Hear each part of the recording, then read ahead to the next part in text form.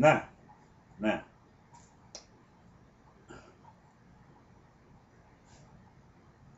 and I saw, verse 27, and I saw as the color of amber, as the appearance of fire round about within it, from the appearance of his lungs even upwards, and from the appearance of his lungs even downward, I saw as it were the appearance of fire, and its brightness round about, as the appearance of a bull that in the cloud in the days of rain, so was the appearance of the brightness round about that.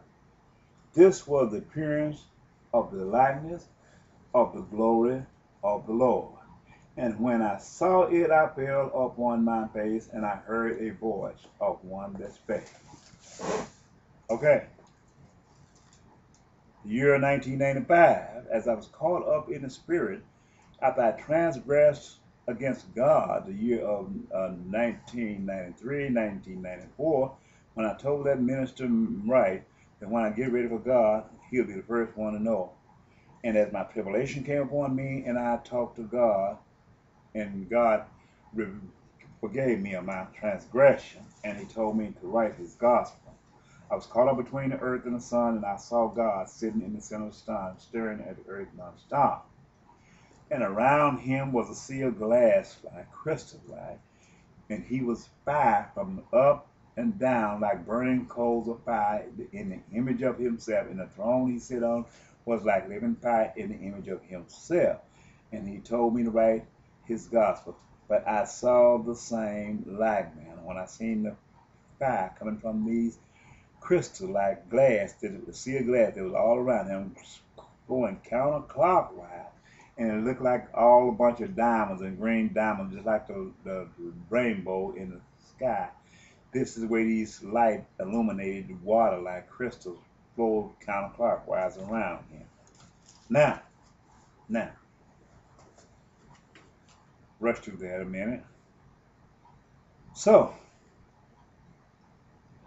we see right now when do the description of this vehicle that God gave us.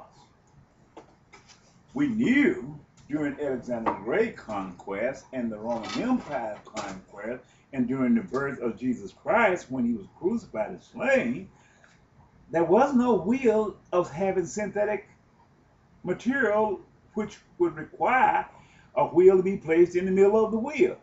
Only in these modern times and in these modern days do we have this form of method which they created a synthetic rubber wheel over a metal wheel, which is the rim, tire and rim.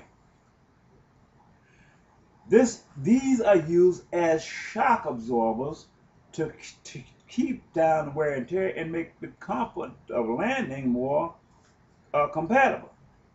So we are talking about a point in time where these wheels identify this point in time where we live today. So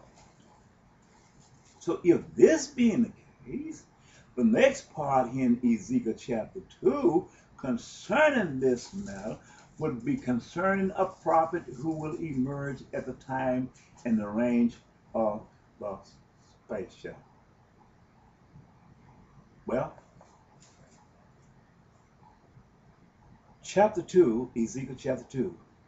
And he said unto me, Son of man, this is myself, Curly Bazell, where he spoke to me. During him, he called me up in the midst of air and told me to write his gospel. And I asked him, what shall I write? America don't know, man. He said, go and I will go. He said, walk and I will walk with you. Go and I will go before you and say, thus said the Lord God. This is what he told me when he told me to walk. And I saw when I had descended back down to earth, I saw all manner of death, strange death all over the land of the United States of America until there was not enough living to bury the dead. There was people, the one that remained alive, walking to and fro, busting out the windows of vehicles where people had to die sitting up in their vehicles. I don't know what had happened. And as I looked up on the files that sit high above in the air, up on buildings and up on power poles and stuff all around, just looking, staring down at the carcass of men, just staring and looking as if their needs had been fulfilled. They would never not fly down to people. This is saying to me, he took away the prophet, said, from Israel because of that they didn't want to prophesy them lies during the reign of Ahab. And he said unto me, Son of man, stand up on thy feet, and I will speak unto thee. And the Spirit entered into me when he spoke unto me, and set me upon my feet, that I heard him that spake unto me.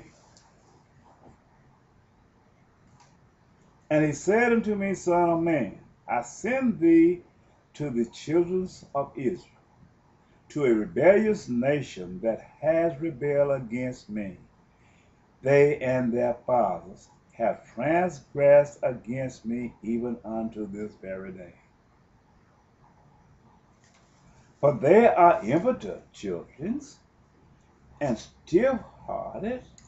I do send thee unto them, that thou shalt say unto them, Thus saith the Lord God. And they, whether they will hear, or whether they will forbear, for they are a rebellious house, yet shall they know that there has been a prophet among them.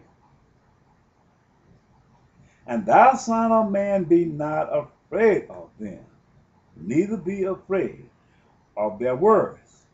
Though briars and thorns be with thee, and thou dost dwell among scorpions.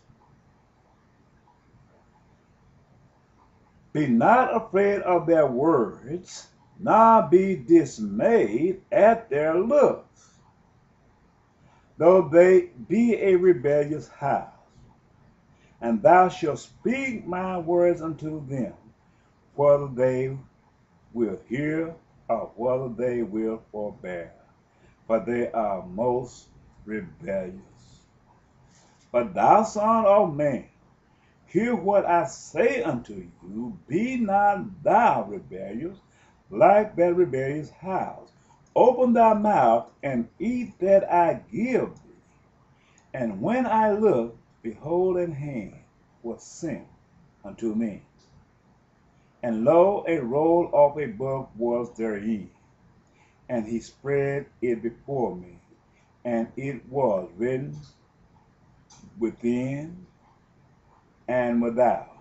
And there was written therein lamentations and mournings and woes. Written within, I want to say that, and there was written therein lamentations, mournings, and woes. When you see the heat index soaring high, when you see the earthquakes in various places, when you see the flood in Pakistan, when you see the tsunami, and you see the hurricane that hit Katrina in New York, these are the perilous times that God spoke of during this part. These are lamentations, which is the crying of the peoples, and the mournings and the wars. When you see a high scale of unemployment in the land and nothing turning back, these